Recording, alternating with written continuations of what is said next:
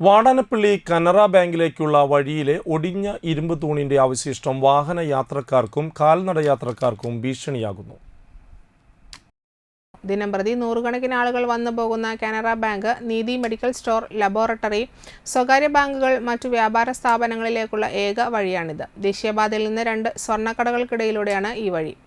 കഴിഞ്ഞ ദിവസം ഒരു വിദ്യാർത്ഥിയുടെ കാൽവിരൽ ഈ പൈപ്പിനിടയിൽ കുടുങ്ങി മുറിവ് പറ്റിയിരുന്നു. സ്കൂട്ടർ യാത്രക്കാർ ഇരുമ്പ് പൈപ്പിൽ തട്ടി വീഴുന്നത് നിത്യ സംഭവമാണ്. കൂടാതെ ബാങ്കിലേക്ക് വരുന്ന പ്രായമായവരും തട്ടി വീണ് പരിക്ക് പറ്റുന്നുണ്ട്. ഇതിനു മുകളിലൂടെ വാഹനങ്ങൾ കയറുമ്പോൾ വാഹനങ്ങളുടെ ടയറുകൾക്ക് കേടുവരുന്നുമുണ്ട്. എത്രയും വേഗം ഈ അവശിഷ്ടം നീക്കം ചെയ്യാൻ ഉത്തരവാദിത്തപ്പെട്ടവർ നടപടിയെടുക്കണമെന്ന് നാട്ടുകാർ ആവശ്യപ്പെട്ടു. ഒരു ദിവസം നൂറുകണക്കിന് ആൾക്കാർ വരുന്ന ഒരു സ്ഥലമാണത്. ഒരുപാട് സ്ഥാപനം വർക്ക് ചെയ്യുന്ന സ്ഥലമാണ്. ഇവിടെ വരുന്ന ആൾക്കാരെ കാർ കൊണ്ടുവരുന്നവർ കാറ് കയറുന്ന കുറ്റിയിൽ, പിന്നെ സ്കൂട്ടർ കയറുന്ന. കഴിഞ്ഞ ദിവസം ഒരു കുട്ടിയുടെ കാല് അതിൻ്റെ ഉള്ളിൽ പോയി വെള്ളം കെട്ടിക്കിടക്കുമ്പോൾ. ഇത് എത്രയും വേഗം ഇത് ആരതെന്ന് നമുക്കറിയില്ല. ഇപ്പോൾ കണ്ടതാണ്, ഞാൻ ബാങ്കിലേക്ക് ഒരു ആവശ്യത്തിന് വന്നപ്പോൾ കണ്ടതാണ്. കഴിഞ്ഞ ദിവസം സ്കൂട്ടർ കയറി എൻ്റെ വണ്ടി പഞ്ചറായി.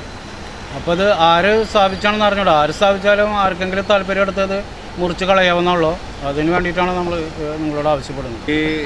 ഇവിടെ ഒരു കുറ്റി കെടുക്കുന്നത് ശ്രദ്ധയിൽപ്പെട്ട് അപ്പോൾ അന്വേഷിച്ചപ്പോൾ ഇന്നലെ ഒരു കുട്ടിയുടെ കാല് മുറിഞ്ഞിട്ടുണ്ടായിരുന്നു. പ്രായമുള്ളവരും കുട്ടികളൊക്കെ വന്നുകൊണ്ടിരിക്കുന്ന ഒരു സ്ഥലമാണ്.